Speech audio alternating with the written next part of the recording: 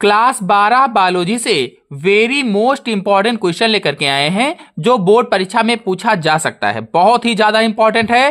Question है, उपयुक्त आरेख की सहायता से लॉजिस्टिक समष्टि वृद्धि का वर्णन कीजिए।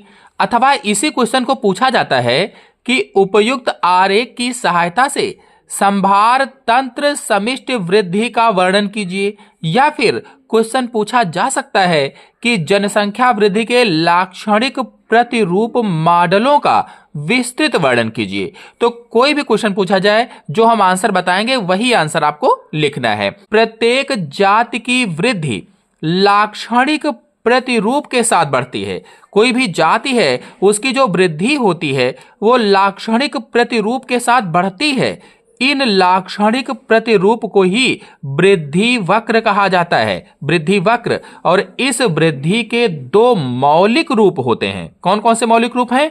एस वक्र और जे वक्र, ये दो मौलिक रूप होते हैं। प्रकृति में किसी प्रजाति के पास जब सीमित संसाधन होते हैं तब जीवों में प्रतिस्पर्धा होती है। तो जो प्रकृति होती है, जो नेचर होता है, उसमें किसी प्रजाति या समष्टि के पास में जब सीमित संसाधन होते हैं तब जीवों में प्रतिस्पर्धा होती है। यानी सीमित संसाधन होंगे तो क्या होगी? जीवों में प्रतिस्पर्धा होगी, कंपटीशन होगा। अर्थ यह हुआ कि यदि सीमित संसाधन हैं तो प्रतिस्पर्धा होगी और प्रतिस्पर्धा के कारण या कंपटीशन के कारण जो योग्यतम है वो जीवित रहेंगे और जनन करेंगे, जबकि जो अयोग्य होंगे वो नष्ट हो जाएंगे, खत्म हो जाएंगे। ये कहने का मतलब है। और साथ में फिर कहा गया है कि ऐसी समष्टि में प्रारंभ में धीमी गति से, फिर तीव्र गति से और अंत में स्थिर वृद्धि देखने को मिलती है। तो देखिए, इसको समझ लेते हैं। कहा गया है कि प्रारंभ में धीमी गति से, ऐसी जो समष्टि होती है उसमें प्रारंभ में धीमी गति से, धीमी गति का मतलब यह है कि जो लैग अवस्था होती है, धीमी गति क्या है? जो लैग स्टेज होती है, जो लैग फेज होती है, कह लीजिए लैग अवस्था होती है, इस समय में जीव अपने आप को वातावरण के अनुसार समायोजित करते हैं, इसीलिए इसमें धीमी वृद्धि होती है। फिर कहा गया है कि तीव्र गति से वृद्धि होती है। तो तीव्र का मतलब है इसमें त्वरण प्रावस्था आ गई है। त्वरण यानी इंटरमीडिएट फेज आ गया है या एक्सेलरेशन फेज आ गया है। चूंकि भोजन भी बहुत हो गया है, बहुतायत मिलने लगा है, अनुकूल परिस्थितियां भी अच्छी हो गई हैं, इसलिए क्या होता है कि तीव्र गति से वृद्धि देखने को मिलती है। इसीलिए इसको चरघातांकी अवस्था भी कहा जाता है। चरघातांकी अवस्था, अभी आपको बताएंगे कि चरघातांकी अवस्था क्या होती है। और फिर कहा गया अंत में स्थिर वृद्धि देखने को मिलती है। क्या मतलब हुआ? स्थिर प्रावस्था। स्थिर प्रावस्था यानी लास्ट फेज जो होता है, लास्ट फेज में क्या होगा कि इस अवस्था में जो पर्यावरणीय प्रतिरोध होते हैं, जो इन्वायरमेंटल रेजिस्टेंस होते हैं, वो बढ़ जाते हैं। भोजन की कमी के कारण समष्टि की वृद्धि पुनः से धीमी हो जाती है और जन्म दर व मृत्यु दर जो होते हैं ये दोनों लगभग में बराबर हो जाते हैं, सेम हो जाते हैं। इसीलिए वृद्धि दर शून्य हो जाती है या स्थिर हो जाती है। तो इस तरह से यहां तक ये हो गया। फिर कहा गया है आगे कि ऐसी वृद्धि को संभार तंत्र समष्टि वृद्धि कहते हैं। संभार तंत्र समष्टि वृद्धि। और इस प्रकार बने वक्र को एस वक्र या सिग्मायड वक्र कहा जाता है। तो ऐसी जो वृद्धि होती है उस प्रकार की वृद्धि को संभार तंत्र समष्टि वृद्धि कहा जाता है। यहां पर देखिए एक वर्ड आया है समष्टि वृद्धि। समष्टि वृद्धि क्या होती है? तो देखिए, एक समय में या एक समय अवधि के दौरान जो जनसंख्या के आकार में वृद्धि होती है उसे ही समष्टि वृद्धि कहा जाता है। एक समयावधि के दौरान जो जनसंख्या के आकार में वृद्धि होती है उसे ही क्या कहा जाता है? समष्टि वृद्धि कहा जाता है, या जनसंख्या वृद्धि भी आप कह सकते हैं। वास्तव में जो जनसंख्या वृद्धि है या समष्टि वृद्धि है ये जलवायु है, भूमि की प्रकृति है, आर्थिक व सामाजिक स्थिति पर निर्भर करती है। तो कुल मिलाकर के इसमें तीन चीजें बताई गई हैं कि ऐसी समष्टि में प्रारंभ में यानी शुरुआत में धीमी गति से, फिर तीव्र गति से और अंत में स्थिर। तो जो धीमी गति से होगी तो पहली अवस्था हो जाएगी कि प्रारंभिक अवस्था, प्रारंभिक या लैग अवस्था हो जाएगी, प्रारंभिक या लैग अवस्था। और दूसरी अवस्था फिर कहा गया है तीव्र गति से, तो ये मध्यम अवस्था होती है, मध्यम प्रावस्था, या फिर इसे त्वरण प्रावस्था भी कहा जाता है, त्वरण प्रावस्था भी कहते हैं।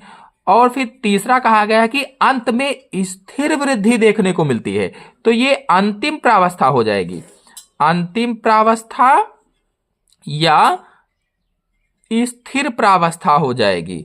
अब देखिए जो प्रारंभिक या लैग प्रावस्था है, इस समय में इसमें होता क्या है कि इसमें जीव अपने आप को वातावरण के अनुसार समायोजित करता है। इस अवस्था में, लैग अवस्था में, जीव अपने आप को वातावरण के अनुसार समायोजित करता है और इस अवस्था में कम वृद्धि देखने को मिलती है, बहुत ही कम वृद्धि होती है, कम वृद्धि देखने को मिलती है। जबकि जो मध्यम प्रावस्था या त्वरण प्रावस्था होती है, इसमें भोजन बहुतायत मिलता है, भोजन बहुतायत मिलता है, साथ ही साथ अनुकूल परिस्थितियां भी मिल जाती हैं, भोजन बहुतायत से मिलता है और अनुकूल परिस्थितियां भी मिल जाती हैं, तो इसमें बहुत ही तीव्र वृद्धि होती है। जबकि जो अंतिम प्रावस्था है, इसमें पर्यावरण जो प्रतिरोध होते हैं उनके बढ़ने के कारण, भोजन की कमी के कारण पुनः से वो धीमी हो जाती है और जन्म दर तथा मृत्यु दर जब दोनों बराबर हो जाते हैं तो वो शून्य हो जाती है। इसीलिए कहा गया कि स्थिर वृद्धि हो जाती है, शून्य हो जाती है। चलिए अब आगे आपको समझाते हैं।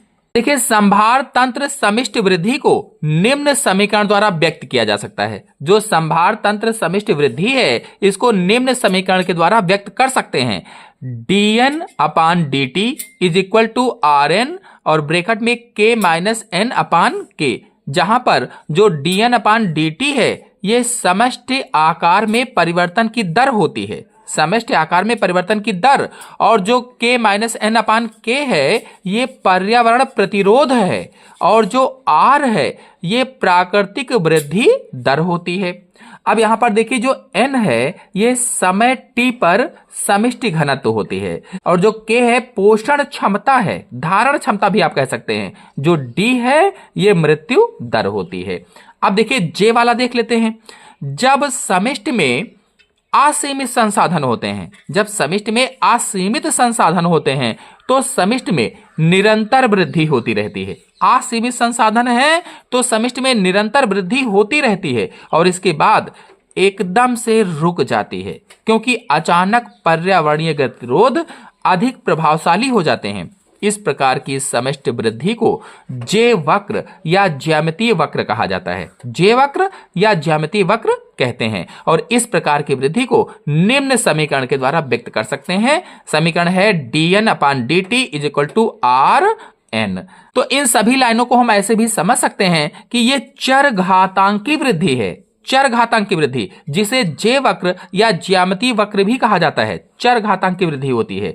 तो इसमें होता क्या है कि जब असीमित संसाधन उपलब्ध होते हैं, जब असीमित संसाधन उपलब्ध होते हैं तो जो पॉपुलेशन होती है, जो समिष्टि होती है या पॉपुलेशन होती है, उसमें चर घातांकी रूप से वृद्धि होती है, चर घातांकी रूप से वृद्धि होती है, या वो चर घातांकी रूप से वृद्धि करता है, और जिसके कारण होता क्या है कि एक विशाल पॉपुलेशन जल्दी ही बन जाती है, विशाल पॉपुलेशन जल्दी ही निर्माण कर ली जाती है, बन जाती है। और यदि इसे ज्योमेट्री शैली में देखा जाए या फिर ज्यामितीय विधि से देखा जाए तो इसमें होता क्या है कि 2 से 4, 4 से 8 और 8 से 16, 16 से 32, इस प्रकार से ये बढ़ती जाती है, इस प्रकार से वृद्धि होती रहती है। तो इसीलिए इसको चर घातांकी वृद्धि कहा जाता है। अब ये जो आप ग्राफ देख रहे हैं ये समष्टि वृद्धि तंत्र का एस और जे वक्र है।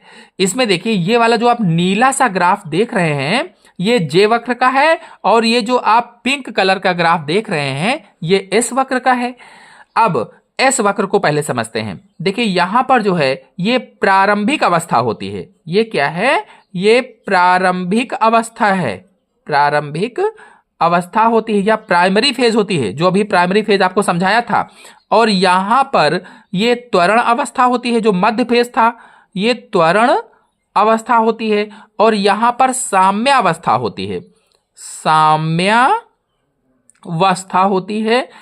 और ये जो आप देख रहे हैं ये वहन क्षमता को दर्शा रहा है, और इधर जो लिखा गया है समष्टि आकार है, और ये इधर समय लिखा गया है। तो इस तरह से ये समष्टि का एस वक्र हो जाएगा। और अगर यहां पर जे वक्र को देखा जाए तो देखिए ये प्रारंभिक अवस्था हो जाएगी, जे वक्र में ये प्रारंभिक अवस्था हो जाएगी, और यहां पर ये जो है ये चर घातांक की अवस्था हो जाएगी, यानी 2 से 4, 4 से 8, 8 से 16 जो वृद्धि हो रही थी तो ये चर घातांक की अवस्था हो जाएगी, और यहां पर वहन क्षमता हो जाएगी। तो इस तरह से ये सांभर तंत्र का समष्टि वक्र बन जाएगा। तो आशा है आप सभी लोगों को पूरा वीडियो अच्छी तरह से समझ में आ गया होगा। समझ में आ गया हो तो वीडियो को लाइक कीजिए, अपने सभी दोस्तों में शेयर कीजिए। चैनल पहली बार आए हैं तो चैनल को सब्सक्राइब भी कर लीजिए। धन्यवाद।